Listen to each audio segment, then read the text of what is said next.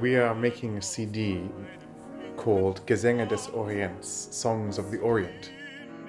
We're bringing together Strauss, Gottfried von Einem, Egon Welesch, Hans Gall, Victor Ullmann and Pavel Haas, all of whom set poetry by Hafiz or old ancient Chinese poetry.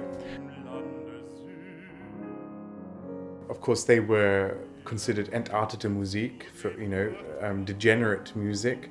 They were banned by the Nazis. The composers themselves, Pavel Haas, Victor Ullmann, were both murdered in Auschwitz. Egon Welesch and Hans Gall both managed to escape the Nazis and came to the United Kingdom. And until now, their music has been always performed in the context of talking about the Holocaust and talking about entartete Musik. Now I want to bring them forward a step and talk about them and their music. Before the Nazis were involved, they were just great, great, great composers, and they deserve to be known now again as such.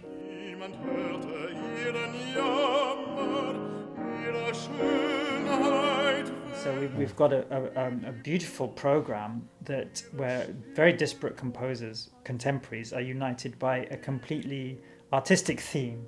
In the foreground, it's about what these composers were concerned with, namely setting interesting poetry to beautiful music. Yeah.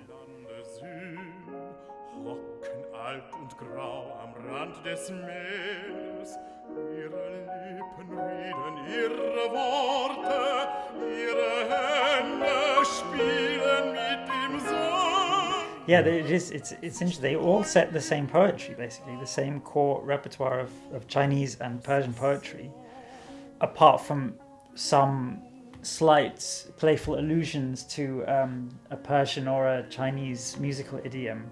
They basically they're writing in their own individual compositional style. So Strauss's version of Hafiz just completely sounds like Strauss.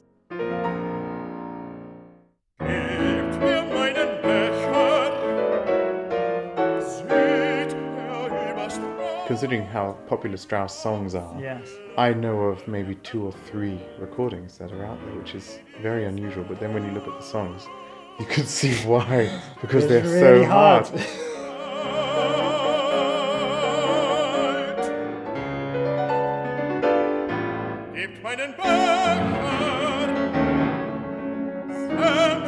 One of the functions of a 21st century record label is really to look for repertoire that's not well covered. It was always a case of what can you discover that excites you, and that will also excite you.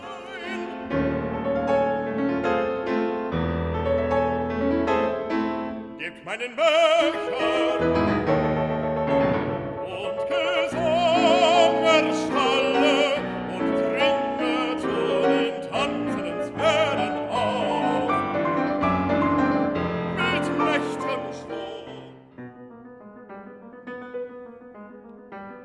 Wahrlich, du bist ein Kerkerdieb in Lichte. What's amazing is that Gottfried von Einem actually saved the life of a school friend of my grandmother's, Konrad Latte, who himself had saved my grandmother's life.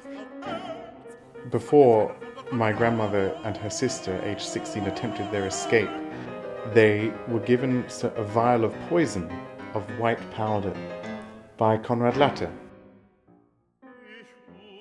The time came when they were arrested by the Gestapo at the train station in Breslau. They sat down in some room and under the table they divided this white powder between them. And they took this powder, but they didn't die, because Konrad Latte had replaced the strychnine with icing sugar. They both were then imprisoned in Auschwitz, and my grandmother survived because she was the cellist in the orchestra there, and then was liberated from Belsen by the British. But Konrad Latte made his own escape. He went to Berlin and was saved by Gottfried von Einem. And Gottfried von Einem saved him because he gave him his papers. People went to Auschwitz for far less crimes, but he was never found out, and Konrad Latte was able to hide in plain sight in Berlin in 1944. And at this time, Gottfried von Einem was writing these songs. Und wenn ich einmal tot bin, scharrt mich nicht in die trostlos dumpfe Erde, tragt mich I feel like we're closing a big circle that we can be, I believe, the first people ever to record these songs.